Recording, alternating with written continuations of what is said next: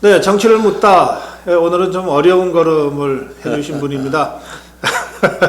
김병준 총리 모시겠습니다. 어서 오세요. 오래간만입니다. 예. 예, 반갑습니다.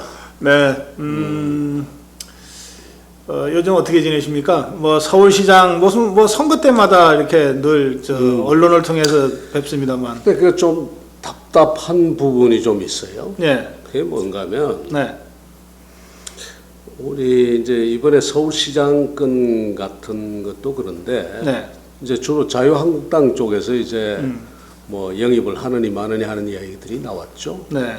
그런데 이제 이 정치를 안 하던 사람을 좀 영입을 하려면 네, 그 들어가는 사람도 명분이 있어야 되고 그렇죠. 예, 또 이제 부르는 사람도 명분이 있어야 될 것 아닙니까? 네. 그런데 그러려면 예를 들어서 자유한국당 같은 데서 저 같은 사람을 좀 불러서 네, 2주고 3주고 토론하면서 그냥 자리가 아니잖아요. 네, 그 서울시장이라는 그런 큰 자리를 놓고서 출마를 시키겠다고 하면은 네. 저를 검증을 해야죠. 아하, 예, 불러서 서울에 대해서 어떤 생각을 가지고 있고 국가 운영에 대해서는 어떤 생각을 가지고 있는지 검증을 하고 또 저 또한 네. 이분들하고 정치를 할 수 있을까 없을까 이걸 좀 검증을 하고 그러다가 정말 참 2주고 3주고 아니면 하다못해 일주일이고 밤새 가면서 토론을 하고 네, 그래서 당은 당대로 정체성을 좀 확립하고 또 저 같은 경우는 그렇게 해서 어떤 명분을 확립하는 그런 계기가 되면 네, 서로 죽이 맞아서 정말 여기 가지고 나라 한번 바꿔보자 이렇게 나가면 좋은데 네. 예, 우리 정치권에 그런 절차나 그런 관행이 별로 없어요. 이제 한국당이 길 닦는 거 잘 못하는 것 같습니다. 예, 그러니까 그냥 들어와라. 예. 그렇게 되면 국민들한테도 나는 예의가 아니라고 보는데 앞으로도 좀 이런 일들이 있을 때는 서로 좀 시간을 두고 정말 같이 할 수 있는 사람들인지 이런 부분에 대해서 토론을 좀 했으면 좋겠어요. 그래서 제가 나중에 이야기가 원래 이제 제가 늦었다라고 하는 이야기는 예. 그렇게 해서 시민들에게 이제 저는 저 나름대로 명분을 확보 이렇게 돼야 되는데 네. 곧 뭐 북미 정상회담, 남북 정상회담, 뭐 그다음에 MB 구속 이런 일들이 계속 터지게 돼 있는데 네. 그 속에서 선거가 이 참 띄우기가 굉장히 힘든 상황에 그러니 제가 늦었다. 그래요. 예. 한국당이 이제 지금 우리 총리님 말씀하신 그런 그 실수를 지금 계속해서 범하고 있어요. 지난 대선 때부터 보면 언론을 통해서는 자꾸 뭘 이렇게 거론을 하는데 뭐 황교안 총리 때도 그랬습니다. 근데 막상 정말 진정성을 가지고 뭐 상고초려라도 하겠다 이런 움직임은 없었단 말이에요. 그냥 좀 뛰어보다가 뭐 그냥 마는 것이고. 그러다가 이제 보통 보면 이제 본인들은 또 나름대로 고문이 있을 것 아니겠습니까? 저 같은 경우는 특히 사람들 보기에는 진영을 바꾼다는 이야기가 나올 수도 있다. 그래요. 노무현 대통령과 워낙 특별한 관계니까. 그러니까 이제 그럴 때는 정말 뭐 때문에 저 사람을 부르고 뭐 때문에 나는 가야 되는지 네. 이것이 국민들한테 설명이 되지 않으면은 아무런 의미가 없는 거거든요. 그래요. 그래서 그런 절차를 그 하는 과정에서 우리 정치의 그 담론 수준이 올라가기도 하고 네. 또 당의 정체성도 좀 더 확실해지고 이렇게 되는데 앞으로는 좀 그렇게 해야 되겠죠. 지금 한국당이 뭐 워낙 안팎으로 어려운 처지라서 뭐 그런 정도의 여유도 지금 못 갖고 여기까지 온 거 아닌가 싶긴 한데. 제가 의원들이나 이제 당에 계신 분들한테 이야기를 드리고 싶은 게 네. 어렵습니다. 지금 네. 상황이 어려우면 어려울수록 원칙을 지켜야 되고 그 다음에 그 기준을 지켜야 되고 그런 거거든요. 네. 어렵다고 해서 막 하면 그러니까요. 어렵고 그 다음에 뭐가 앞에 안 보이고 할 때일수록 무엇이 가장 그 기본적인 원칙이 되고 기준이 돼야 되느냐 이런 것을 생각해 가면서 해야지. 그렇죠. 아주 뭐 이렇게 파편적으로 혹은 돌출적으로 이렇게 해가지고서는 그 국민들한테 와서 닿질 않습니다. 정말 새로 시작한다는 기분으로 네. 그래요. 그렇게 해줘야 되겠죠. 말씀하신 대로 어려울 때일수록 돌아가라는 말도 있는데 원칙을 지키고 원칙과 기본으로 돌아가서 좀 단단하게 사실 뭐 이렇게 기계적이고 평면적 비교가 될지는 모르겠지만 이제 지금 그 취지의 그런 말씀 취지에서 보면 어쨌든 바른미래당은 안철수 후보를 서울시장으로 내는 과정에서 네.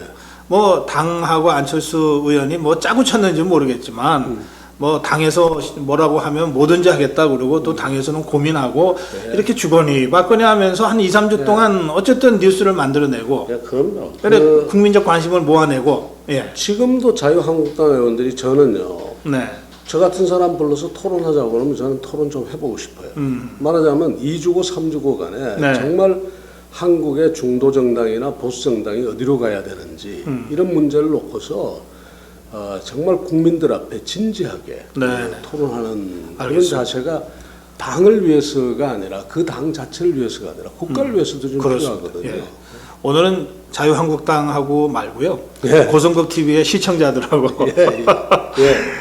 저희 고성급 TV 시청자들이 워낙 그 뜨거운 열정과 이 높은 정치적 활동성을 갖추고 있는 보수의 오피니언 리더들이거든요.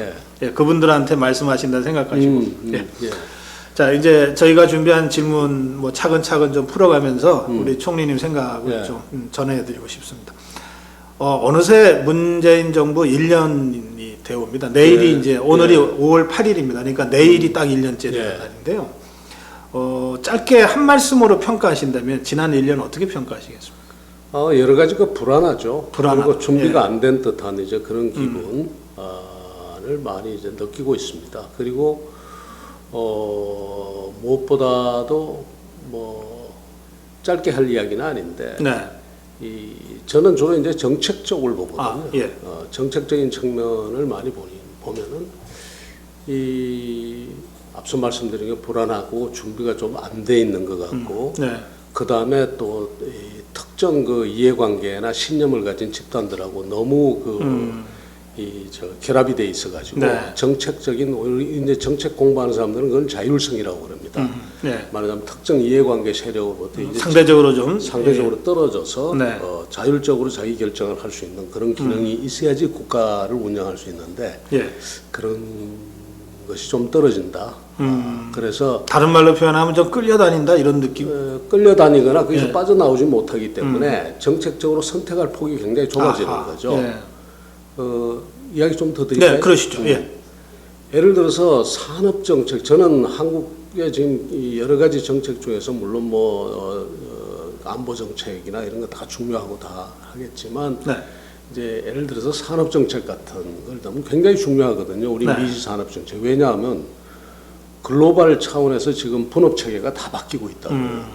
제조업들이 이 사람 안 쓰게 되니까 이 제조업들이 소비 시장이 있는 쪽으로 다 이동을 하고 있어요. 그렇죠. 그러니까 물류 비용이라도 줄여야 되니까. 뭐 중국이나 인도나 또 미국이나 심지어 유럽이나 그렇습니다. 이제 소비 시장이 크게 있는 쪽으로 좀 이동을 하고 한국에 있는 제조업들도 상당 부분이 이제 그런 식으로 지금 빠져나가고 있거든요. 적어도 경제 논리로는 그렇게 나가는 거가 더 이익이니까. 그 당연하죠. 이제 애국심만 갖고 붙잡고 있을 상황은 이미 지났죠. 그러니까 이제 그러한 그 이제 경향 속에서 글로벌 사회에서의 이제 산업적인 이제 분업 체계가 이제 막 요동을 치고 있는 거죠.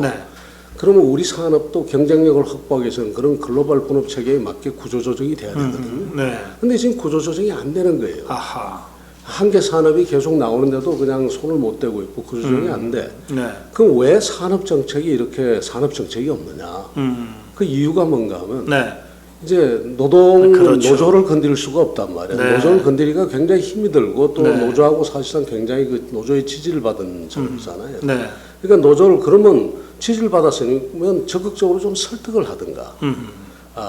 이렇게 해야 되는데 아니면 그 지원을 받든가 이래야 되는데 그러지 않고 오히려 그 눈치를 본단 말이에요. 그러다 보니까 산업 정책이 제대로 없게 되는 거죠. 이런 유연한 산업 정책 또는 산업 구조의 업그레이드를 위한 산업 정책을 하기 위한 전제가 노동 정책에 유연한데 그것이 지금 발목이 잡혀 있다. 곳곳에서 이제 그런 걱정이 되는 거예요. 예를 들어서 우리가 또 그다음에 산업 정책이 구조 조정이 되려면 금융이 바뀌어야 된단 말이에요.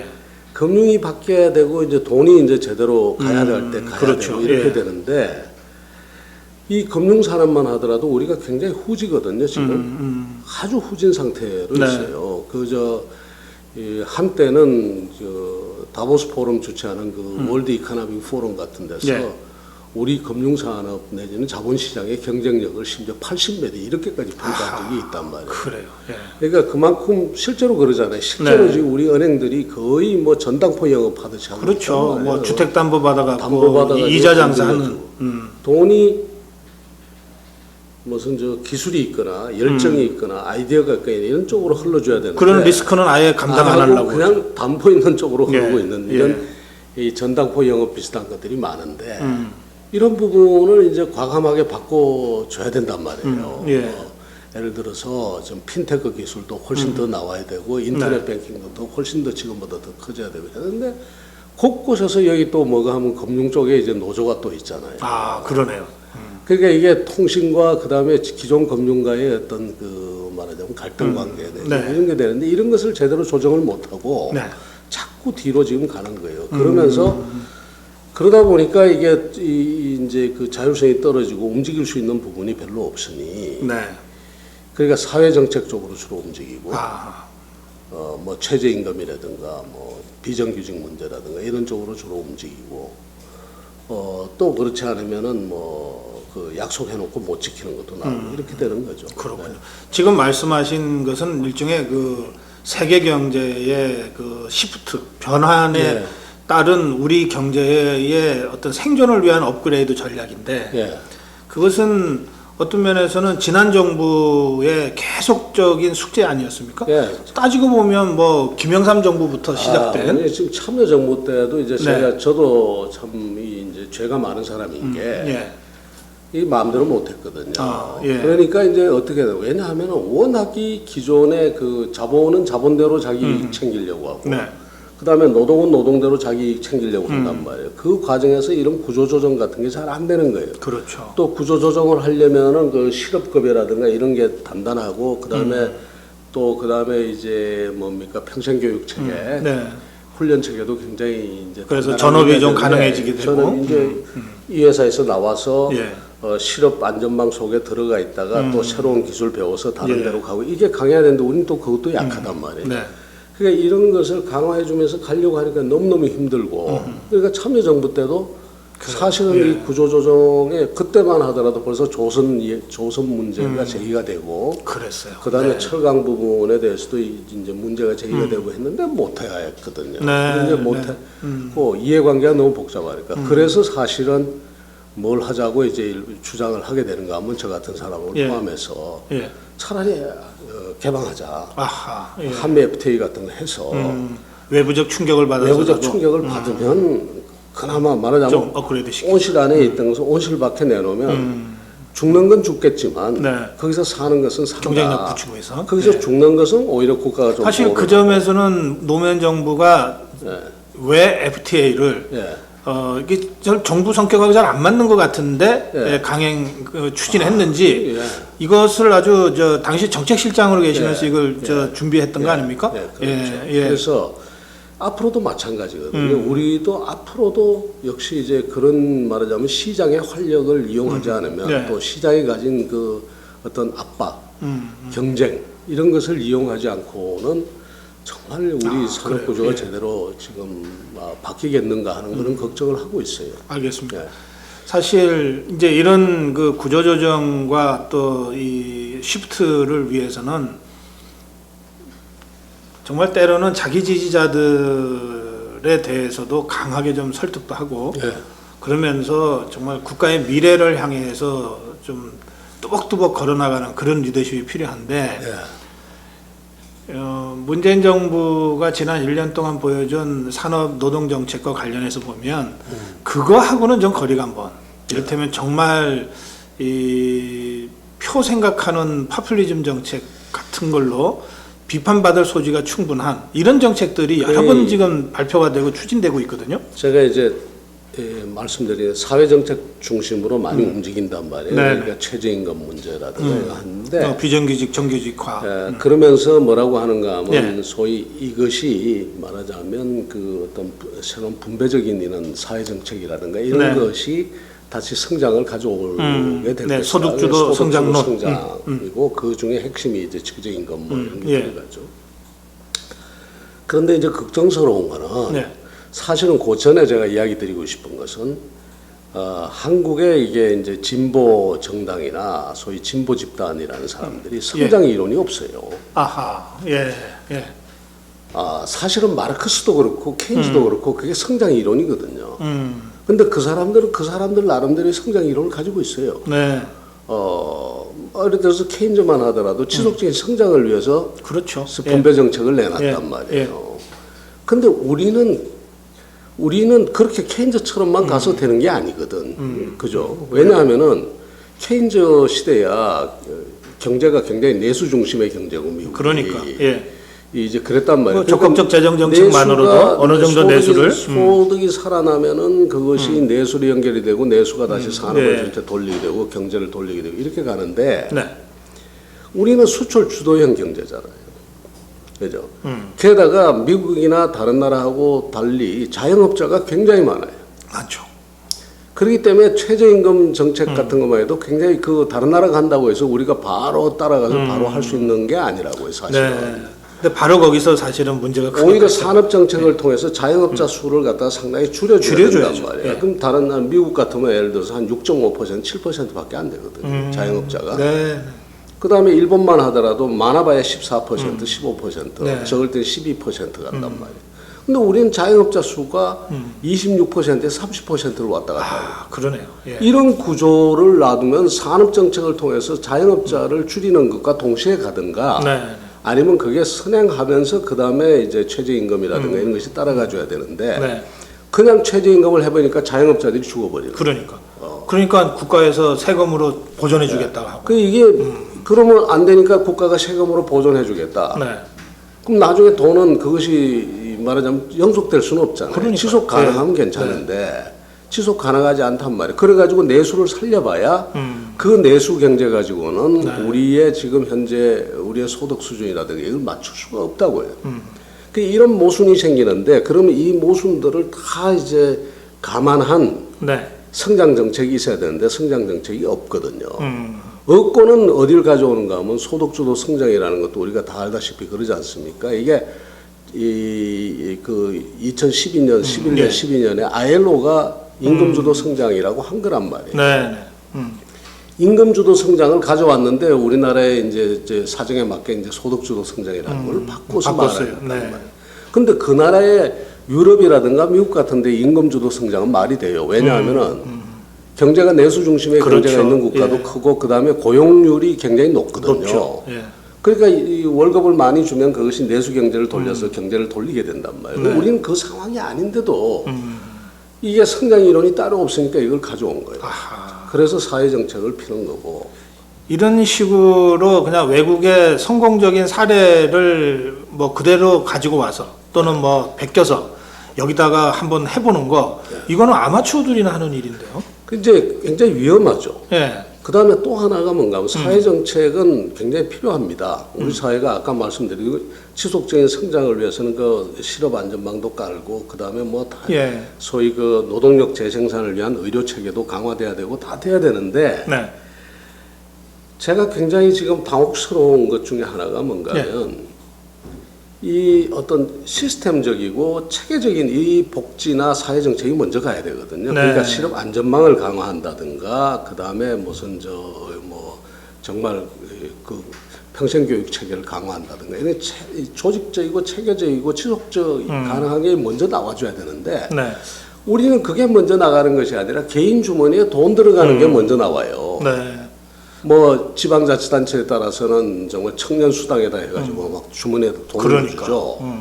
그 다음에 뭐 최저임금에 대해서 주머니에다 돈이 먼저 들어가는 걸 먼저 지금 한단 말이에요. 그거 필요하죠. 그런 것도 때에 따라서는. 근데 이게 시스템적인 것보다도 이 이제 개인 주머니에 돈 들어가는 개별적 수준의 그 사회정책을 먼저 해버리니까 이게 이제 보기에 따라서 뭐라고 볼리는가 하면 매표라고 이제 그러니까 나오는 겁니다. 근데 실제로 다른 나라의 경우에 복지국가에 이렇게 시스템적인 것보다도 개인 주머니에 돈 들어가는 것을 먼저 이렇게 강조하면서 간 나라들이 있느냐? 별로 없어요. 없죠. 없단 말이에요. 그렇기 때문에 그런 부분에서도 사회정책 부분에 산업정책이나 경제정책이 지금 제대로 자리를 못 잡고 있고 그 다음에 산업정책이 제대로 자리를 못 잡고 있는 가운데 사회정책도 이렇게 흔들리고 있다. 이렇게 자, 보는 거죠. 저는 뭐 이런 것이 이제 문재인 정부 핵심 세력의 아마추어리즘이 바로 한 거다 이렇게 저는 보는데, 그런데 이제 쭉 말씀을 들으면 이런 정도면 직업 관료들은 충분히 그 폐해를 알았을 것 같은데. 알고 있죠. 그렇죠. 경제 관료들이 이런 거 모를 리가 있습니까? 경제 관료들이라는 게 우리가 예. 공무원들을 단순하게 보면 안 되는 게 네. 나름대로의 자기 그 생각도 있고 또 그 다음에 여러 가지 정보도 있고 하기 때문에 그렇죠. 온갖 안들을 다 만들어 놓습니다. 그럼요. 그리고 당장 뭐 기업들이 막 아우성치고 비명 지르면 그거 제일 민감하게 받아들이는 게 예. 경제 관료들 예, 아니겠습니까? 다 본인들은 예. 알고 있는데 네. 이제 정부의 전체 기조가 그렇게 갖춰지니까 다 말을 못하는 거죠. 그래요? 그래서 영혼 없다는 소리가 나옵니까? 다 뻔히 알면서 내가 보기에 알아요, 이 사람들. 영혼이 있다가는 공직이라는 게 참 이거 그렇습니다. 참, 네. 근데 이제 역시 그래서 정무직이 있는 건데. 그래서 나는 이 사람들이 지금은 영혼 없이 그냥 문재인 정부 출범 초기니까 이러고 고개 숙이고 가지만 네. 이제 얼마 안 있어서 이제 자기들도 이 정권의 한계가 드러나고 다음에 뭔가 뭐 정권이 바뀔 것 같다 그러면 그때부터는 아주 거칠게 자기 목소리들을 낼 거라고 저는 생각해요. 그 이제 그리고 또 하나 제가 굉장히 이제 저하고 이제 제가 이제 문정부하고 생각을 달리하는 부분, 네. 그 다음에 이제 또 노무현 정부하고 문재인 정부하고의 예. 차이점이라고 이야기 드릴 수 있는 게 이 시장에 대한 생각이 좀 달라요. 그런가요? 예. 저 같은 경우나 또 많은 사람들이 그렇게 생각할 텐데 시장은 좀 자유롭게 둬야 되거든. 그리고 그 시장에서 일어나는 문제는 국가가 이제 네. 보충적으로 이렇게 그렇죠. 예. 풀어주거나 또 아니면 시장이 못하는 걸 국가가 이렇게 해줘야 되는데 네. 지금은 보면 시장에 지나치게 국가가 자꾸 들어가요. 그런 점에 있어서는 자꾸 박정희 시대의 국가 기획주의 쪽으로 자꾸 가는 것 같아요. 그래요? 네. 예. 그런 부분이 저는 시대하고 안 맞다라고 보거든요. 근데 네. 말은 또 그렇게 안 해요. 말은 굉장히 어떤 뭐라 그러나 규제를 풀겠다 뭐 이런 이야기도 하고 그런데 지금 실질적으로 예. 시장은 옴짝달싹 못하도록 자꾸 지금 그렇죠. 막거든요. 지금 저는 뭐 제가 다 조사는 안 해봤습니다만 지난 1년 동안 대기업이 예정에 없던 신규 투자를 이때야말로 정말 투자해서 돈 좀 벌어볼 때다라고 판단하고 네. 경제적 합리성을 갖고 판단해서 예정에 없던 신규 투자를 편성해서 투자했던 기업은 단 하나도 없을 거다. 네. 단 하나도 없을 거다. 그럴 수 오히려 투자 계획이 있더라도 조금 더 기다려봐 네. 하고 줄이거나 이랬을 것이다. 지금 왜냐하면 이제 시장에 대한 이제 여러 가지 지금 노동 부분과 관련된 이제 압박도 굉장히 심하고 네, 임금 구조와 관련된 압박도 심하고 그렇죠. 또 정부는 정부대로 여러 가지에 말하자면 지금 소위 적폐청산하는 이런 말에 과거의 네. 관행들에 대해서 칼을 댄단 말이에요. 네. 그러다 보니까 겁이 나는 거죠. 겁이 나서 이렇게 그런 것 같아요. 그래서 참 걱정이죠. 그러면서 일자리는 만들겠다고 그러니까 이게 이제 모순된 이야기. 제가 재밌는 이야기 하나 할까요? 예. 얼마나 모순된 이야기가 이제 모순된 이야기. 그러니까 뭐라 그럴까 마음은 있는데 이 전략이 없다 그럴까 생각이 없다 그럴까 이런 것들 중에 하나 대표적인 게 제가 깜짝 놀란 게 있어요. 예. 이 정부 들어와 가지고 의원 입법으로 된 것 같은데 네. 학교에 커피 자판기를 다 철거를 하기로 했어요. 그래요? 예. 그 커피가 학생들한테 해로우니까. 그건 그럴 수 있겠네. 예. 그럴 수 있다고 생각하세요? 그러니까 그 사람들 생각으로는 그렇죠. 탄산 음료나 커피 예, 같은 건 애들한테 건강에 해로우니까. 예. 그러니까 철거하자. 해로우면 그 다음에 어떻게 해야 되느냐? 해롭지만 거기에 대한 결정이나 안 마시게 하는 방법은 그건 시장에서 안 마시게 하는 게 제일 자연스러워요. 예, 그 다음에 학교가 있잖아요. 예, 교장 선생님이 알아서 할 수도 있고 자율적으로. 예. 학교 운영위원회도 있잖아요. 교육감도 있잖아요. 그걸 법으로 만들었어요? 그때 그걸 법으로 만들어가지고 법으로 만들어서 학교에 이제 자판기를 다 철거하기로 한 거예요. 그래요? 예. 7월 달부터가. 그런데 내가 대통령이 사인을 할 것 아닙니까? 네. 이제 법률안에 대해서 그래서 아니면 뭐 국회에 거쳐서 이제 공표해야 되니까. 공표해야 예. 되고 그다음에 어떤 형태로든 그 이제 법안 통과에 대해서 보고를 받을 거란 말이에요. 네. 그 지상화되어 있는 사람들이 저 같으면요. 저 같으면 이 거부권 행사합니다. 아니 이거야말로 학부모들이 알아서 할 일이고 그다음에 그렇지. 학교 교장 선생님이 알아서 할 일이고 학교 운영위원회도 있고 뭐가 있는데 지금 연방제에 준하는 지방 분권을 분권한다고 하겠다라고 그래서? 한마당에 이게 뭐냐 하고 그냥 날려버려. 그리고 이것을 가지고 앞으로 이런 법 만들지 마라. 국회와 그다음에 행정부에 대해서 그다음에 시민사회에 대해서 이 정부가 어디로 가는지를 확실히 보여주는 아주 기가 막히고 절호의 기회라. 아하, 그러네요. 예. 근데 그게 그냥 지나가거든요. 그런 것들이. 그건 뭔가 하면 네. 한두 사람이 바뀌었습니까? 행정자치부 장관도 봤을 거고 뭐 기재부 장관도 봤을 거고 뭐 교육부 장관도 청와대, 봤겠죠. 교육부 예. 장관도 청와대도 다 봤단 말이야. 근데 말은 연방제에 준하는 분권화 이렇게 이야기를 하면서 그 네. 철학이 위에서부터 아래까지 하나도 펴지지 않았다는 알겠어요. 얘기예요. 그러면 문재인 정부는 철학이 없는 정부입니까?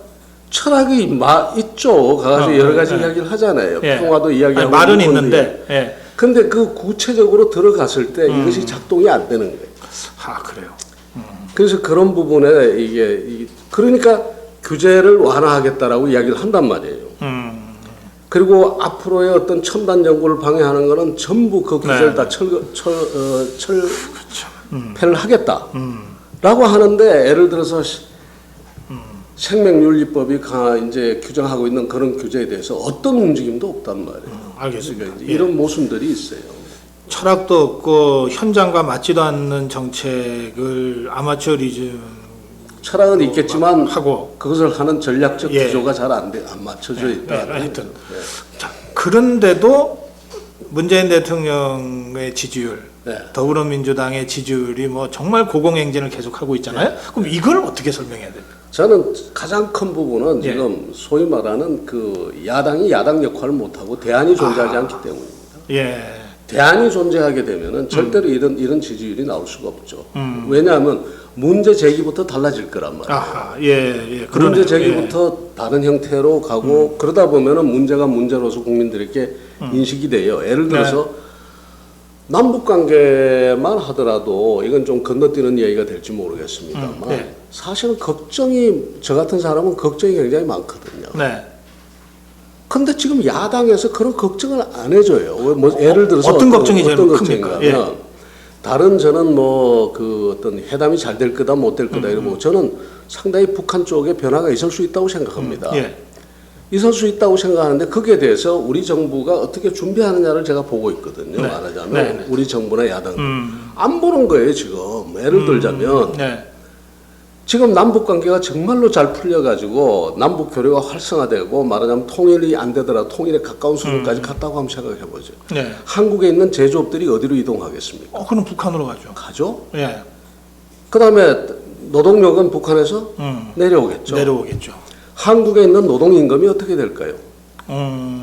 그러니까 이런 부분에 대해서 예. 엄청난 말하자면 사회 변화가 일어나고 그럼 그다음에 북한 노동자가 만약에 자유롭게 이동이 된다면 노동임금이 지금보다 10분의 1, 5분의 1로 떨어지겠네요? 지금 노동임금 수준이 뚝 떨어지죠. 예. 그러면 그 한국의 노동자들이 그것을 보고 있겠냐고요. 그러면 총파업하겠네요. 그렇게 되면은 이게 소위 말하는 엄청난 그 갈등들이 생길 수가 있잖아요. 아니 이거 몇 마디의 대화를 통해서 그런 문제가 있을 수 있다는 게 지금 확인이 됐잖아요. 그러니까 이 정부는 이런- 그런 고민들이 없는가 보네요. 그게뿐만 아니라 야당도 안 하는 거죠. 야당도 그러네요. 야당도 예. 안 한단 말이에요. 그리고 어느 누구도 고민을 안 해줘요. 예를 들어서 예. 그러면 우리가 또 그 다음에 어떻게 되느냐. 말하자면 지금 한국에서 지금 현재 시장에 그나마 우리가 개방 체제를 통해 가지고 굉장히 압박을 가해 가지고 네. 한국의 이 산업을 선진화시키는 이런 쪽에 말하자면 FTA라든가 이런 예. 쪽에서 겨우 지금 해놓는단 어쨌든 말이에요. 구조조정을 그동안 해왔죠. 하는데 예. 이게 말하자면 북한이라는 변수가 생기면은 말하자면 이 사람들이 온실속으로 들어가는 거예요. 그럼 그냥 뭐 그러면 R&D라든가 이런 부분이 뒤처질 가능성이 굉장히 크다고. 그러니까 우리 그냥 경제 전체가 돈 주워 담는 한 몇 년, 몇십 년이 기다리고 있으니까 구조조정 같은 건 신경 쓸 이유가 없게 되죠. 그러니까 굉장히 이 아주 묘한 상황들이 지금 하나 이제 가정을 해봤는데 이런 일들이 벌어진단 말이에요. 그 다음에 북한은 또 엄청나게 그 많은 그 재정이 소요될 것 아닙니까? 북한 네. 쪽에. 자, 그렇게 됐을 때 우리가 이 문제들을 어떻게 처리하느냐에 대해서 그러면 누가 가지고 있어야 되는가 하면 남북 관계를 풀려고 하는 사람들이 여기에 대한 보관이 있어야 된다. 그렇죠. 그리고 그 보관에 대해서 이야기를 어느 정도 국민들 안심시키면서 가야 되고 네. 장밋빛만 이야기를 할 수는 없잖아요. 네. 그다음에 야당은 야당대로 이런 걸 해줘야 되는데 야당부터 아무런 문제 제기가 없고 그다음에 그 담론 자체가 성립이 안 돼. 아하. 그러니까 뭔가 하면 사람들이 그냥 정부가 이야기하는 장밋빛만 보는 거예요. 알겠어요. 아니 지금 야당이 그러면 지지율이 자유한국당을 이제 상정하면 네. 이 자유한국당이 그 집권 10년 했던 정당이잖아요. 예. 아 근데 그런데도 이게 우리가 착각을 하고 예, 있는데요. 예. 정당이 집권한 적 없습니다 우리가. 아 그건 또 그러네.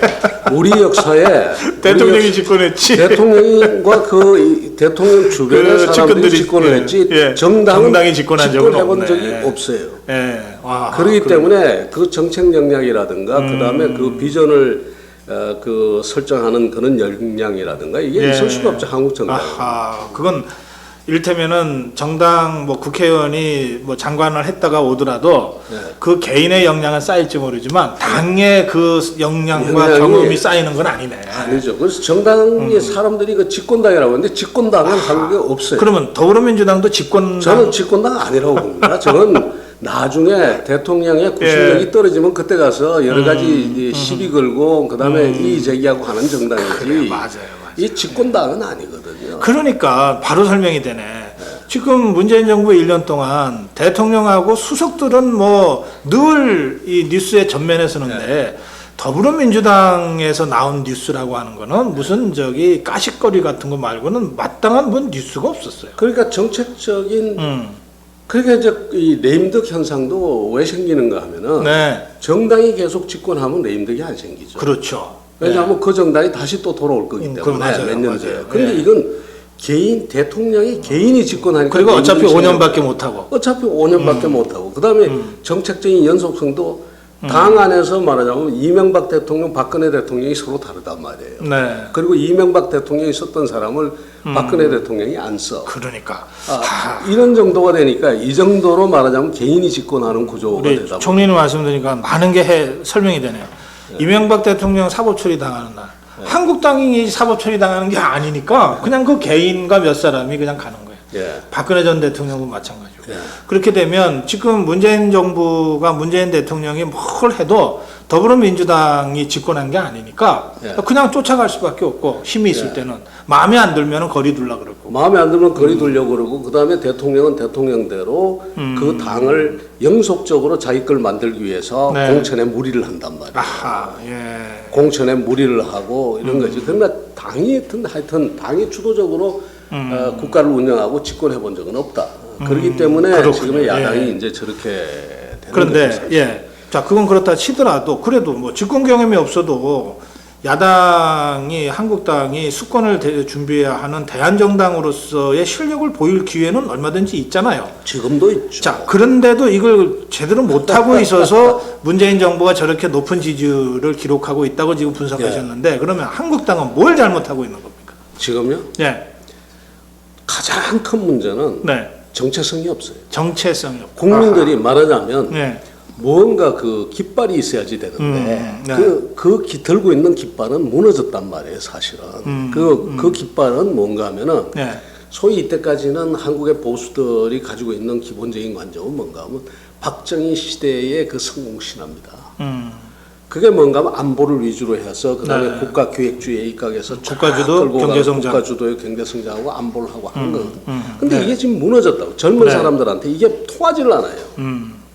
이미 박정희라는 인물은 이 그래요. 사람들에게는 이미 멀어진 사람이고 예. 그다음에 국가기획주의적인 그런 거는 통할 리가 없고 사실은 네. 박정희 대통령의 딸 박근혜 대통령이 감옥 가서가 아니라 네. 박근혜 대통령이 2012년에 대통령 선거를 할 때도 이미 박정희 프레임 있잖아요. 네. 박정희 모델은 박근혜 후보에 의해서도 사실은 부정됐거든요. 예. 그런데 예. 그게 그게 경제민주하고 그런 거잖아요. 그렇습니다. 예. 근데 이제 그게 제대로 또 안 돼. 제대로 안 됐지만 어쨌든 경제민주화는 사실은 박정희 대통령도 경제민주화 개념이 있었죠.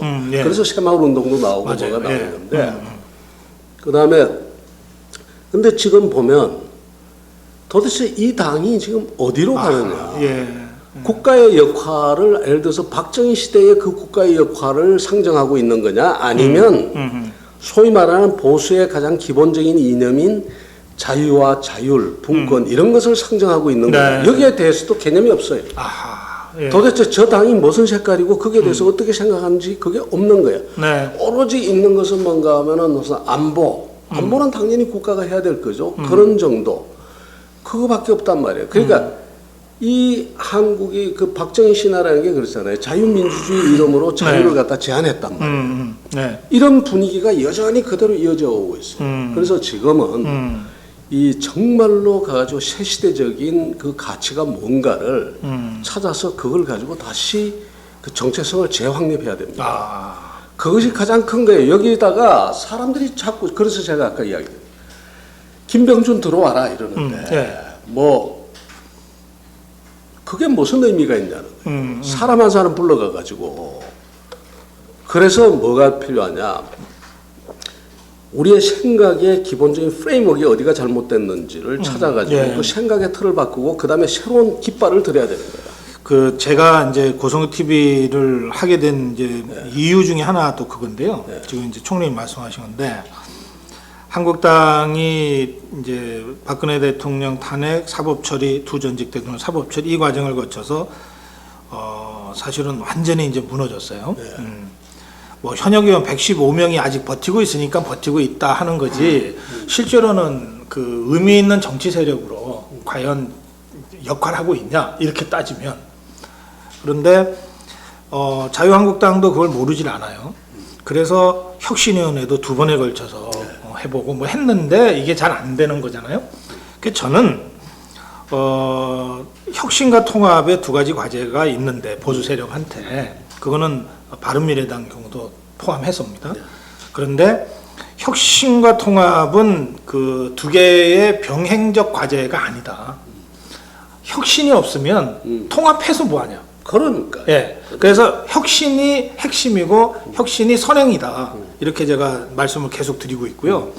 이 혁신이 그럼 어떤 혁신이어야 되냐? 저는 뭔가 새로운 걸 가져오기에는 제가 역부족이라서 그런지 모르겠는데 우리 그 대한민국을 여기까지 건국해서 여기까지 이 만들어 온 보수 세력의 그 핵심 가치로 돌아가자. 그게 뭐냐? 자유민주주의와 시장경제다. 네. 예, 그게 우리 헌법적 가치다. 지금 예. 저하고 비슷한 그 예. 생각을 하고 있는 거예요. 그래서 네. 저는 다음에 이제 저 지방선거가 끝나면 그 운동을 하려고 하는데 네, 네, 우리 헌법에도 그렇게 돼 있어요. 네, 헌법에도 뭐라고 돼 있냐? 헌법 119조 소위 경제민주화 조항만 이야기를 하는데 네, 경제민주화 조항 이전에 그 경제민주화 조항은 그 저 2항에 있고 예, 이항이 제 1항에는 뭐라고 돼 있는가 하면 한국은 시장의 자율과 자유를 존중하는 국가라고. 그렇죠. 시장 경제가 먼저 있는 거예요. 창의를. 예. 그리고 그 다음에 경제민주화가 그걸, 있단 말이에요. 그 이야기는 뭔가 하면 제가 이야기하고 싶은 사실은 보충성의 원칙을 헌법이 천명하고 있는 겁니다. 보충성의 네. 원칙이라는 것은 시장이 할 수 있는 건 시장이 하고 공동체가 할 수 있는 공동체나 시민사회가 할 수 있는 건 거기 하고 국가는 네. 여기 함부로 개입하지 말라는 거예요. 네, 네. 그 다음에 국가는 뭔가 하면 그 시장이 실패하는 영역과 그 다음에 시장이 제대로 하지 못하는 뭐 영역 자녀적 보충적으로 개입을 하고 있는 거예요. 이건 보충적으로 개입하는 게 어떤 거냐. 예를 들자면 복지 부분은 경제민주화 같은 건 그렇게 하는 거죠. 네. 국가가 상당히 관심을 가져야 되는 거고 시장이 안보나 뭐 이런 건 절대 할 수가 없잖아요.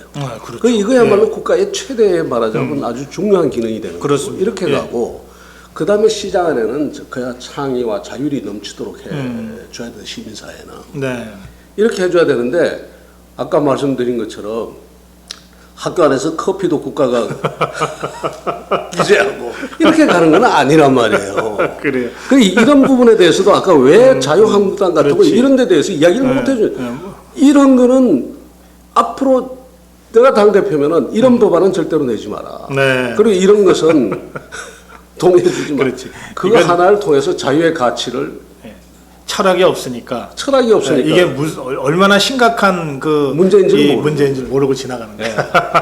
법 만든 사람이나 비판 안 하고 있는 사람이나 똑같은 거예요. 그런 걸 통해서 뭔가 하면 국민들에게 이 당이 어디로 지향하고 있다는 것을 보여주고 이 국가가 어디로 가야 된다는 것을 보여주는 거거든요. 알겠습니다. 예. 자, 저 이 운동하신다 그러니까 저희도 그 계속 진짜 적극적으로 관심 갖겠습니다. 이 자유민주주의와 시장경제라고 하는 대한민국의 헌법 가치를 잘 구현하고 능력 있게 실행할 수 있는 집단이 보수지 다른 거 아니거든요. 지금요. 네. 저는 이렇게 생각합니다. 제가 보수 진보를 저는 거부하거든요. 예. 왜 거부하느냐면 보수 진보가 다 똑같이 어떤 그 말하자면 병을 가지고 있어요. 네. 그리고 그 소위 말하는 레짐, 그 어떤 정권의 성격을 가지고 있단 말이에요. 네. 정치적인 성격과 구조를 가지고 있는. 그게 뭔가 하면 첫 번째가 국가주의, 내지는 국가 주도주의예요. 네. 곳곳에 국가가 개입하는 거. 박정희 성공 신화에서도 나오고 지금 문재인 정부의 여러 가지 그 이런 데서 나오는 거예요. 국가가 어디든지 개입한다고. 네. 그 다음에 두 번째가 패권주의. 정권을 잡으면은 그 다음에 자기들끼리만 먹으려고 협치를 안 해요. 그 다음에 세 번째가 이 대중영합주의거든. 네. 이 프레임워크, 이 레짐적인 것이 보수 진보에 다 있어요. 아, 예. 그런데 앞으로의 미래는 어떠냐? 이 세계가 다 깨져야 돼. 그렇죠. 예. 대중영합주의, 패권주의, 국가기획주의 내지는 국가주도주의가 깨져야 된단 말이야. 이것을 누가 먼저 깨고 나오느냐가 나는 결국 미래 정치 세력이 된다고. 이거 깨는 게 자유민주주의인데요? 그런 점에서 전통적인 자유주의, 예. 저보고 이제 그렇게 이야기하면 당신 자유주의냐? 그러나 자유주의하고 다른 건 아까 제가 말씀드린 것처럼 모든 것을 국가에 저 시장이나 그 시민사회에 맡기는 것이 아니라 국가의 그것을 하지 개입을 못하는 네. 경제민주화 부분, 복지부나 사회정책 그렇죠. 부분과 네. 안보 같은 것은 그런 국가가 면에서는 아주 적극적 정말 자유주의. 적극적. 예. 예.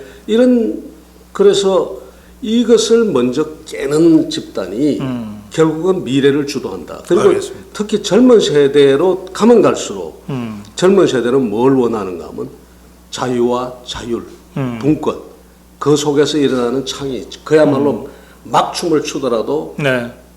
출 수 있는 그런 세상, 이런 세상을 원한단 말이에요. 그래서 그러한 생각을 누가 먼저 갖추느냐, 지금부터 경쟁하면 된다. 아, 예.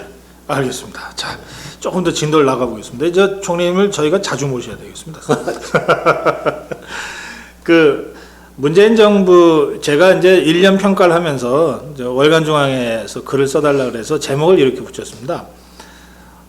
문재인 정치 분야 홍보는 성공했지만 협치에서 실패했다.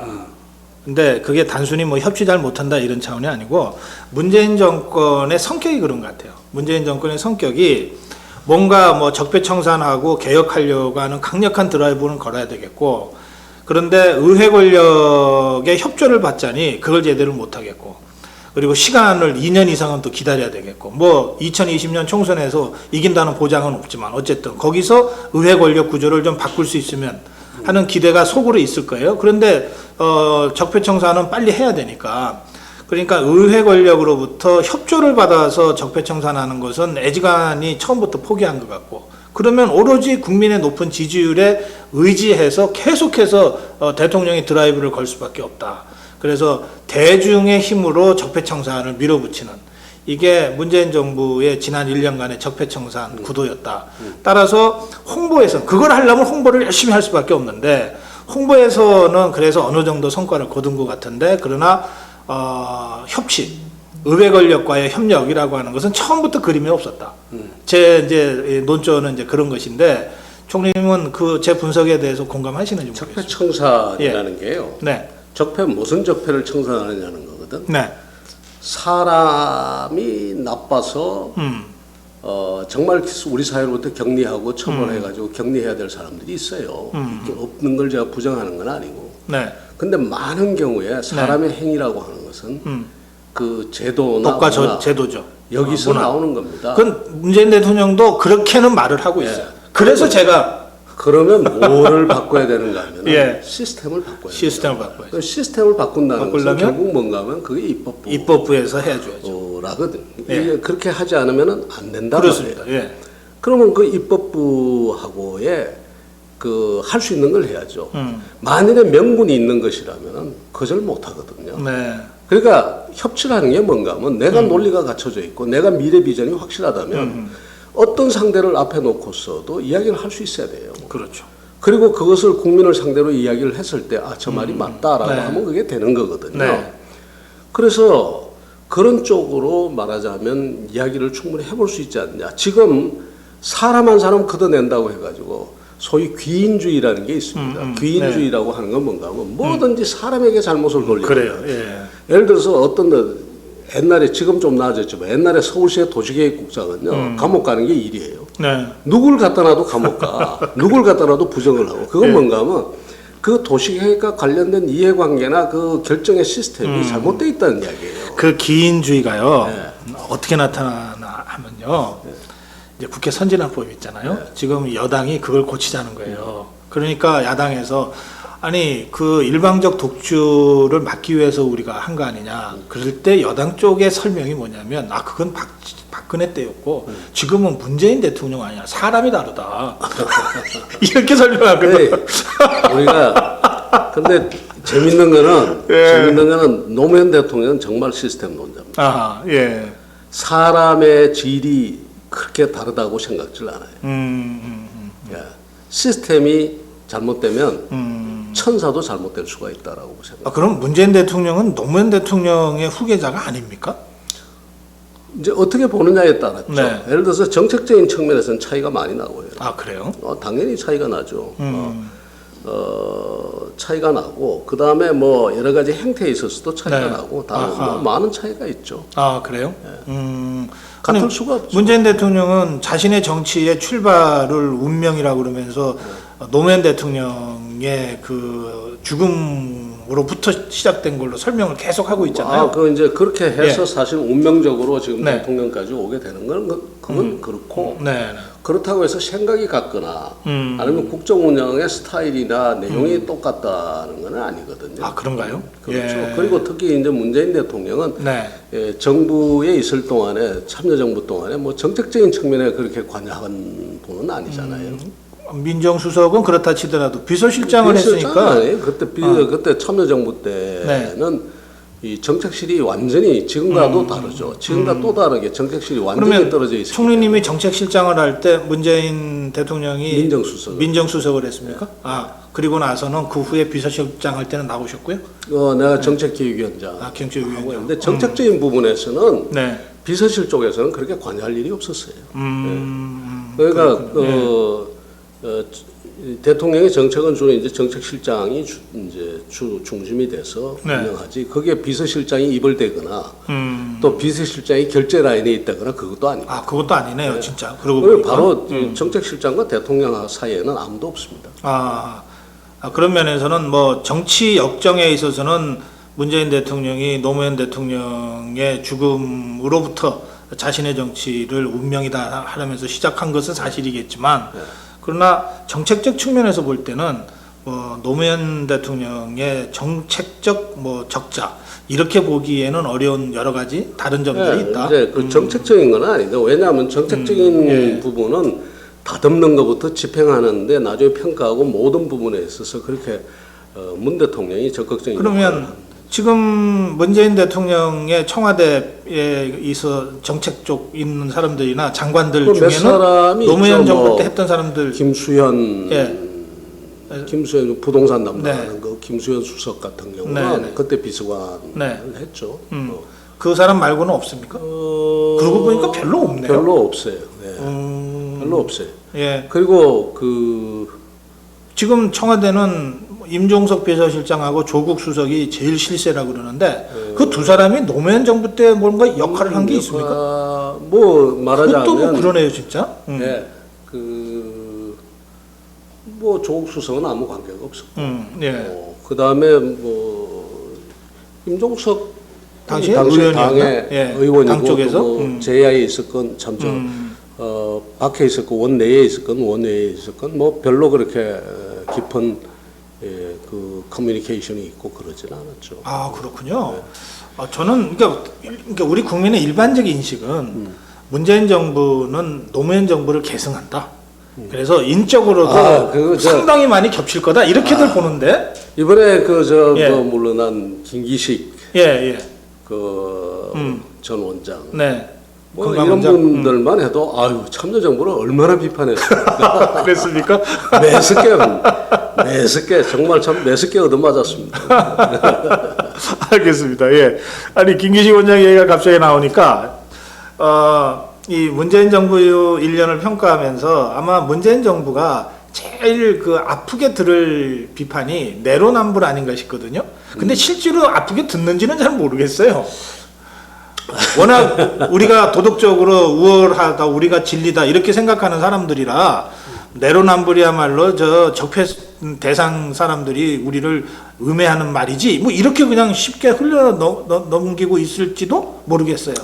뭐 누구나 그런 측면이 있겠죠. 근데 총리는 보시기엔 어떻습니까? 내로남불이라고 하는 게 이게 야당에서 뭐 만들어냈다기보다는 언론에서 이제 자꾸 지적하다 보니까 이제 만들어진 관용어처럼 됐는데 이게 실제로 그 설득력이 상당히 있거든요, 국민적으로. 그렇다면 이게 개혁을 그 드라이브하는 정권 입장에서는 이게 진짜 치명적인 거 아닌가요? 우리가 기본적으로 이렇게 아까도 제가 그 말씀 드렸잖아요. 나도 저럴 수가 있다. 이렇게 생각해 주는 게 편하거든요. 맞고 나도 저럴 수가 있다라고 생각하면은 그 다음에는 뭐가 나오는가 하면은 그 고칠 수 있는 방법이 나옵니다. 제도라든가 사람의 문제가 아니라 제도라든가 시스템을 고치게 된단 말이에요. 그런데 내로남불이라고 하는 것도 이게 남을 욕하는데 보통 보면 너무나 가가지고 그게 구조적인 거 이제 시스템적인 게 굉장히 어려워서 그러는 모양인데 아마 그렇겠죠. 그러니까 사람 이야기로 자꾸 돌아가요. 그러다 보니까 내로남불이 되는 거예요. 너도 야당도 그렇고 여당도 그렇고. 저는 이 대목이 좀 더 좀 깊은 철학적 고민이 필요한 대목이라고 보는데요. 지금 이제 총리님 말씀하셨잖아요.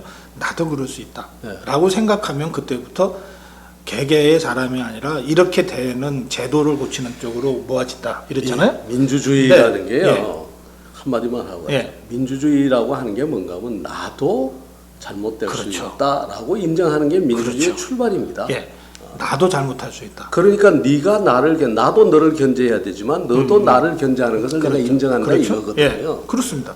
그런데 이게 세상을 정의와 부정의의 편으로 이분법적으로 나누는 사람들한테는 이게 안 통해요. 그런데 정치적으로는 사람들이 저기 빠지는데 전략적으로는 그게 굉장히 아주 효과적이고 자기 세력 결집시키는데? 결집시키죠. 깃발 들고 정의라고 이야기를 하고 상대를 몰아치고 사람을 새를 모으는 데는 도움이 되는데 그래서 새를 모을 때 설령 그랬다 하더라도 그러나 국정을 운영할 때는 다시 돌아와야 되는데 다시 돌아가서 저는 이거를 이제 조금 철학적으로 접근을 하면 어떻게 되냐면 결국은 나도 부족한 인간이고 오류가 많은 사람이다라고 하는 이 겸손함 있잖아요. 이게 개인적 겸손함이 아니라 철학적 정치적 겸손함이잖아요. 이것은 보수만이 할 수 있는 거라는 거예요. 그러니까 보수의 철학적 기반이 거기에 있다는 거예요. 그게 이제 소위 말하는 자유주의의 기본이라든가 이제 그게 그런데 진보는 이를테면 보편적 계급을 얘기하고 역사적 필연을 얘기하잖아요. 막스주의가 그런 거잖아요. 그러니까 거기서는 역사적 철학적 겸손이라고 하는 게 끼어들 여지가 없어요. 그러니까 이제 그렇지. 왜냐하면 자기들이 옳은 것을 추구하고 종국적으로 더 이상 갈 데 없는 역사적 종결성을 이야기하는 종결을 향해서 가니까 나는 저 모든 것이 정당하다고 되는 거예요. 문재인 정부가 그런 진보에 과연 딱 들어맞는 세력인지는 제가 잘 모르겠지만 저도 그렇게 그냥 경향성이 있다는 거예요. 말하자면 그렇게 정의할 수는 없겠죠. 저는 그 정도는 아니라고 봅니다. 대통령부터. 어떤 역사의 어떤 그 변정법적인 그 발전을 그 나름대로 믿고 있다라고 봐요. 말하자면 변정법적인 발전이라는 게 어디서 멈추는 게 아니라 끝없이 끝없이 말하자면 진화할 수 있다라고 저는 믿는다고 보는데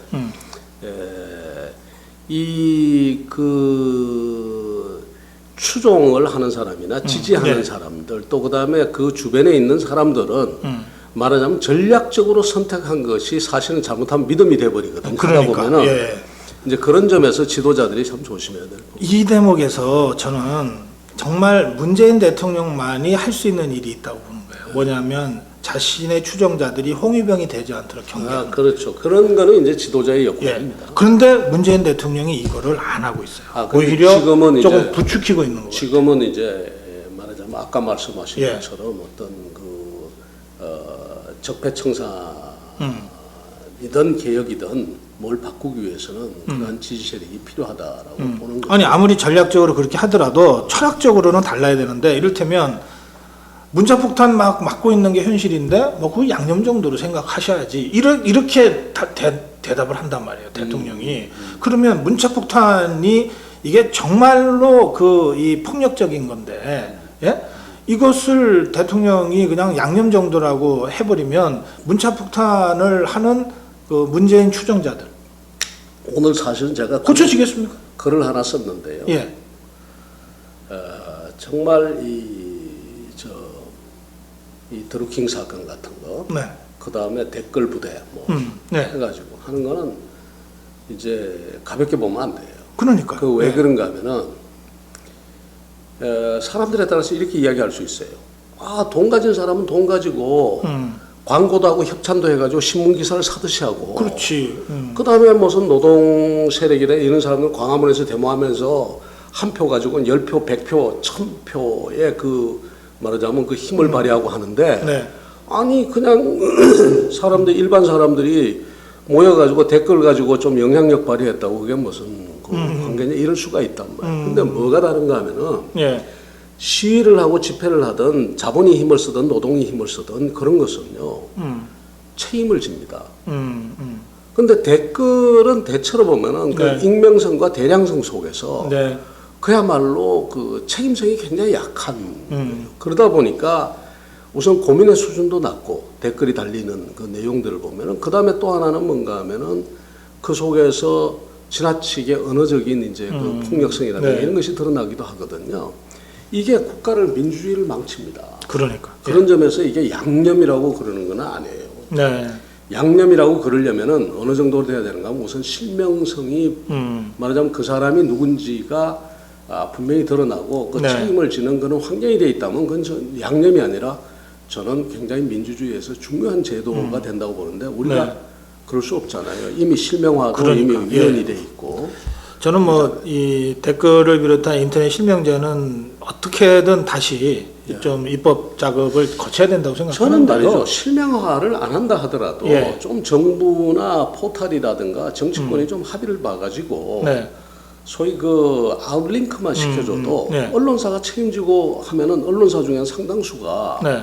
우리는 실명화하겠다. 그러니까. 그렇게 나갈 수가 있단 말이에요. 예. 아웃링크만 해도 상당히 달라질 텐데 그러지를 않고 있단 하여튼 말이에요. 저는 이제 그렇게 생각을 하는데 이게 그 굉장히 이게 심각한 문제로 봐야 된다고 하는 말씀에 저도 전적으로 공감하는 거예요. 보면 어떤 거냐면 청와대 민원창에 이제 청원 있잖아요. 이게 무슨 기준인지 갑자기 20만 명 이상이면은 무슨 정부가 의무적으로 답변하겠다고 해가지고 며칠 전에는요. 그 이재용 부회장 집행유예를 내린 2심 판사에 대해서 이 인사상 불이익을 줘야 된다는 청원이 20만이 넘었다고 그거를 법원 행정처에다가 청와대가 이런 민원이 있었다라고 넘겼다는 거 아니에요. 아니 이게 무슨 일입니까 도대체? 우리가 그 민주주의는 예.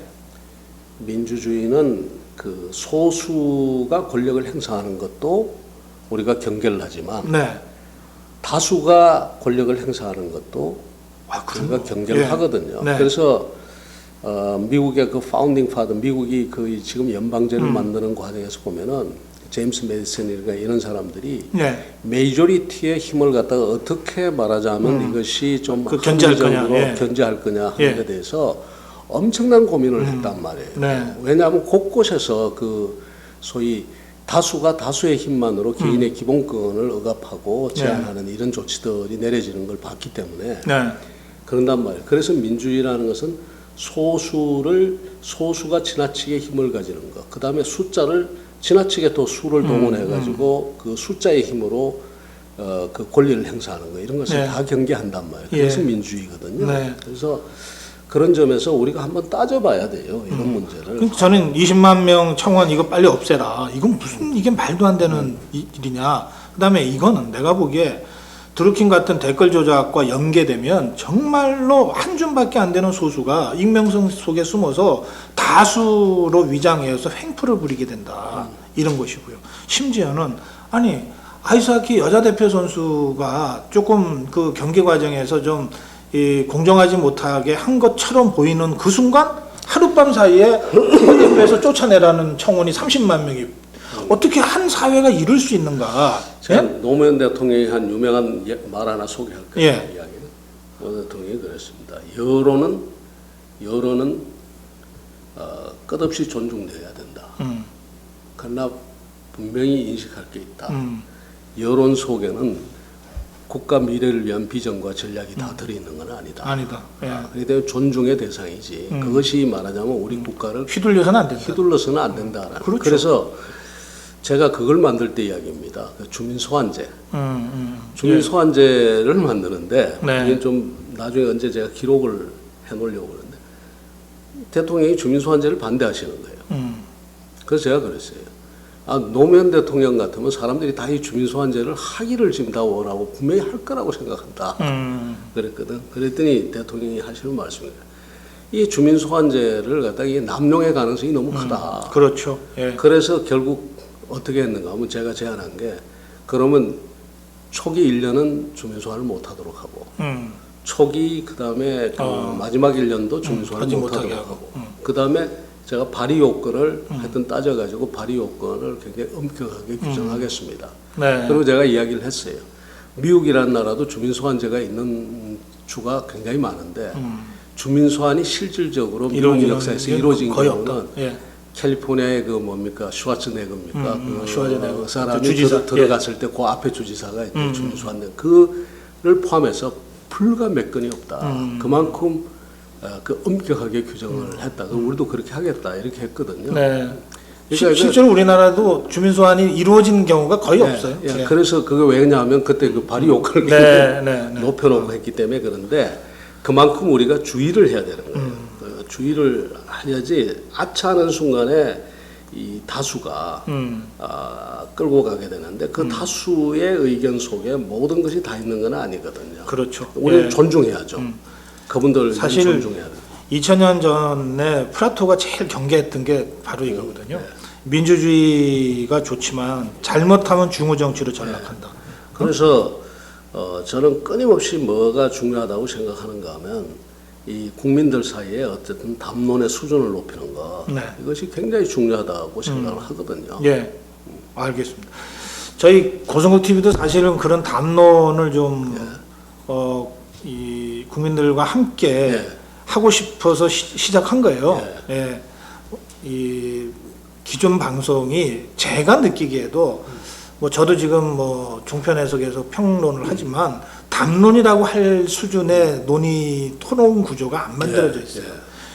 심지어는 그래도 뭐 100분 토론이나 심야 토론 같이 KBS, MBC의 간판 시사 토론 프로그램도 지금은 뭐 그런 수준의 담론장이 못 되고 있는 것 같거든요. 이제 그런 안타까움이 이제 고성국 TV를 이제 출발시킨 그 힘 중에 하나인데요.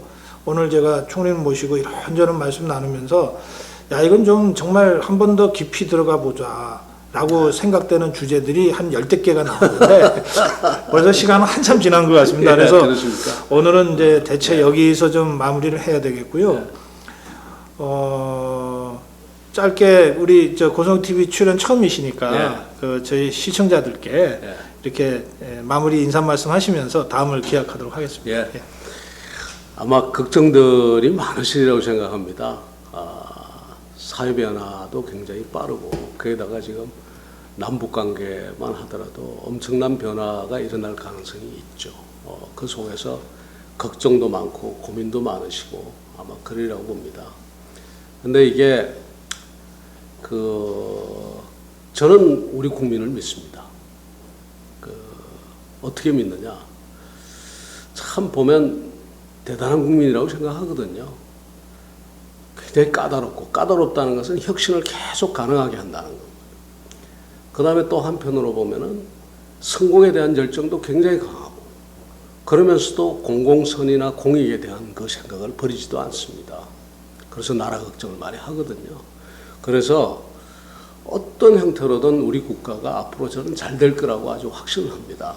아마 이 텔레비를 보고 계신 분들이 계셔서 아마 더하리라고 생각합니다. 그래서 뭐 이런 그 방송을 통해서 정말 방금 우리 고 박사님 말씀하신 것처럼 우리 사회의 담론 수준이 좀 높아지고, 그래서 좀 더 높은 수준의 정책적인 토론, 또 정치 토론이 있으면 좋겠습니다. 가끔씩 나와서 여러분들 뵙도록 그렇게 하겠습니다. 감사합니다. 네, 고맙습니다. 네, 정치를 묻다 김병준 총리였습니다. 예, 감사합니다.